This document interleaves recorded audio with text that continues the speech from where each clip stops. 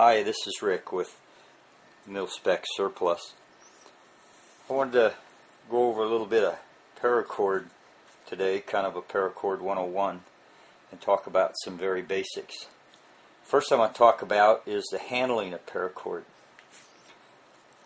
It can become very frustrating with long lengths if not put upright or handled correctly. This was a length I got just like that, and that's going to be, while it looks nice and fairly decent, going to be a pain to get apart without having to detangle and de-knot it. So first I want to talk about handling it and trying not to spend a bunch of time taking knots out while you're working with it. This knot on the end is a stopper knot. It's just a simple figure 8. I'll go over knots a little bit later, but I put that in the running end so that I know where the end's at. I can just look and find that knot. Now I want to talk about handling it while you're working with it, and there's a method called just the pitch and pile. It's something I learned from my tree climbing days and handling ropes. You simply pile it up. It doesn't matter what, there's no form or fashion to it. You just pile it up. And when you go to pull it off of that pile, it comes right to you. Of course, if you're out in the woods, leaves, twigs, sticks, you might want to lay it on something to keep it out of the dirt and getting tangled up with sticks and so forth. The other thing I want to talk about is the heat sealing the ends. This is what was on this length. As you can see, that is just going to keep going, keep unraveling, and be a mess. So I've heat sealed it, and it's simply with a lighter or any flame. And there is a trick to it. You don't want to just put the whole thing in the flame, because the outer core tends to melt faster than the inner cores. What I do is just put it right up to the edge, and the flame will kind of reach out and start melting, and I let it go till it starts to bubble a little.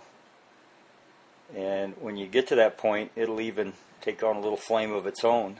Do not grab it, or you'll end up with one of those. You can let it cool like that, or if you don't want the mushroom head on it, you can kind of work it down gently to a point or whatever. Or while it's still warm, you can touch it off on something. Okay, well, I got these cores out. I want to show you. We talked a little bit in the thread about commercial versus mil-spec, or military, not necessarily mil-spec, because commercial can be mil-spec. This cord is 7 cord. That's the 550 pound tensile string. And you can see on this one, it has, camera autofocus, apologize about that, has a black and yellow braided into one of the strands. That's the indication of true military cord. This particular cord I know is true military. I got it from an airborne Army Ranger last year, and this came off of his parachute. So I got about, I don't know, 800 feet from him. But it was in that tangled mess you saw, and it took me hours to straighten it out. But at any rate, that heat sealing sure makes a much cleaner and easier to handle than that mess. Okay, I want to talk about tools that I use to cut and so forth. I finally come to the conclusion that a pair of side cutters or dikes are probably the easiest and cleanest cutting. I started off using this tool here, which is a cord cutter, strap cutter, that the Air Force pilots carry. It also has an oxygen tank tool, a fire starter on it. This blade, while very sharp, didn't last all that long. It comes with extra blades, but no longer than it lasted. I don't want to keep changing blades in it. So that's when I went to the dikes. I keep the little needle nose around for maybe pulling through a knot or as you saw, forming the melted head. This pick needle, I picked this up when I was braiding my own tree ropes, and it's been very helpful picking knots out. It's also a needle for sewing large ropes. And then of course the source of heat to melt the ends. If you do a lot of it, the big lighter won't last very long. You'll go through quite a few of them. That's the basic tools I use. And we'll go over some of the things you can do with Paracod. And the possibilities are only limited as your imagination. And I'll show you what I've got here. These are neck lanyards we made. A lobster claw on one end, safety pop on the other end. This is one continuous piece of paracord. If you had to take it apart, I think you would end up with about 8 feet in an emergency. The standard bracelet. This one happens to be 2-color.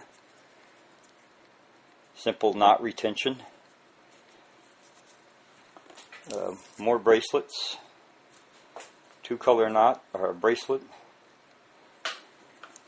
There's a 3-cord braid. This particular ordeal is we like to coyote hunt, and this is what we hang all of our calls from when going out in the field. And I'm going to go over some of these basic knots a little bit later on. This is a slip knot.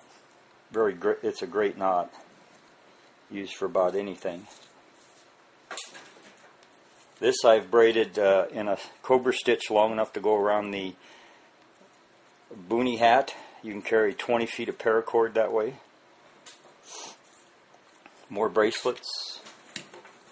More call lanyard, just a simple 3-braid. And you can also combine other, this is nylon, upholstery thread. You can combine that with your paracord for whatever reason. This can be an easy keychain with a good 9 feet of paracord going with you. This is a wrist lanyard with the adjustable retention. This is one continuous piece. I think it's about 9 feet. This is an old dog collar that I've wrapped with a cobra stitch, and hidden inside there between the 2 dog collar layers is an X-Acto blade, and it's wrapped in tape in addition, so you'd have an emergency razor blade in the field. This bracelet uses a cobra stitch with an old dog collar clip. This clip, as you can see, is bowed to help fit the contour of the wrist. If you use a flat one, it just doesn't lay right on your wrist.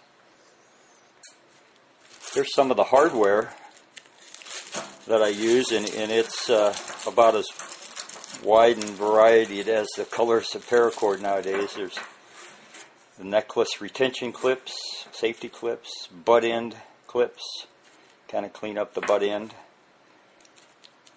Locks, use on a stuff bag, buckles, key rings, and all sorts of clasp, and about anything you could imagine. There's some D-rings, ornament. You can ornament it any way you want. I just happen to have some wooden beads. Buttons I've salvaged off of BDUs. Here's some old clips, or clips that I've yet to cut off of an old purse strap. And I bet you go to the garage sale now and never look at a purse the same. You go to buy these in small quantities and they can get pretty expensive pretty fast. So rather than just throw these away, I'll cut those off and reuse them in a project somewhere.